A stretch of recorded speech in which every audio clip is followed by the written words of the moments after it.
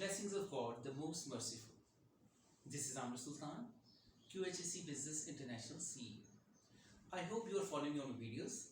Today I will be talking on chapter number 262. Before I proceed to chapter number 262, I would like all of you to subscribe my YouTube channel and press the bell button after doing that. Moreover, follow me on Facebook, Instagram, LinkedIn and Twitter. Thank you so much. Chapter number 262 is about confined space. Confined space, by virtue of its nature, it's a place where there is a lot of care need to be done. There's very less air. It's a closed area, and it can lead to a lot of issues if the safety measures are not taken. For the confined space, the personnel who are going to do work in there, they need to take care of a lot of things. Confined space can be sewage pipes, mines, closed basements, the basement passageways, the oil tankers, big oil tankers, and so on. There are so many things which comes under confined space. Now the safety measures which needs to be done, which needs to be ensured that the personnel who is going to go there to work for the ramification or the desired task needs to have what things and how it has to proceed on. First of all, permit to work needs to be issued from a recognized the main department, HSC department, about the confined space. In the same way, in this confined space permit, things like who people are going, what is their health condition, what PPEs they are taking with them, are they having the oxygen masks with them, for how long duration they are going, and so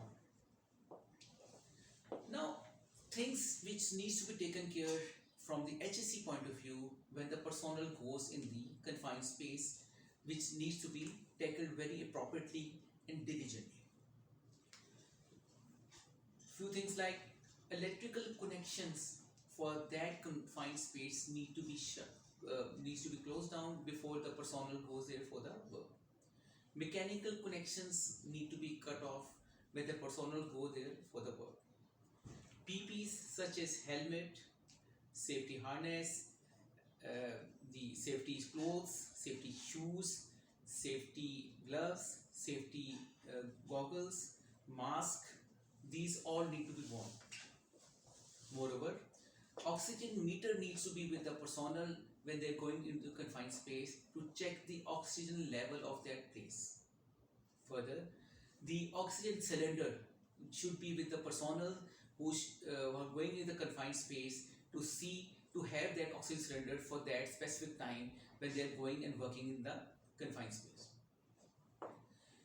Plus, we need to have a communication channel between the personnel working in the confined space with the personnel, the safety officer or safety manager present outside the premises. This is in order to have a clear understanding the how is the condition of the personnel working in the confined space. Further, we need to have a fire extinguishers unit things presently in the confined space in case of any ambiguity for the fire comes down so that it can be tackled down. A fire warden importance is also there, or fire safety officer should be there.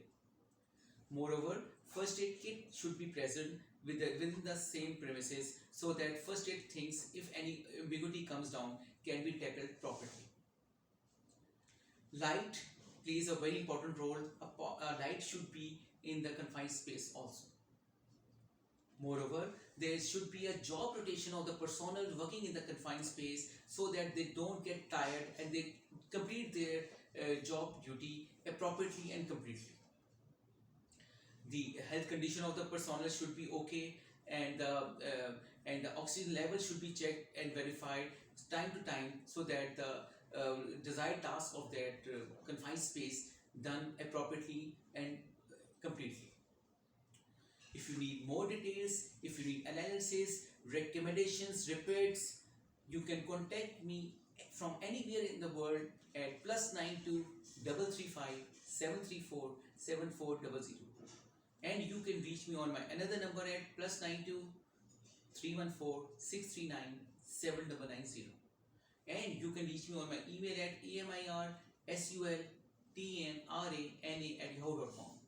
And you can reach me on my website also, my company website at www.qhsebusinessinternational.com.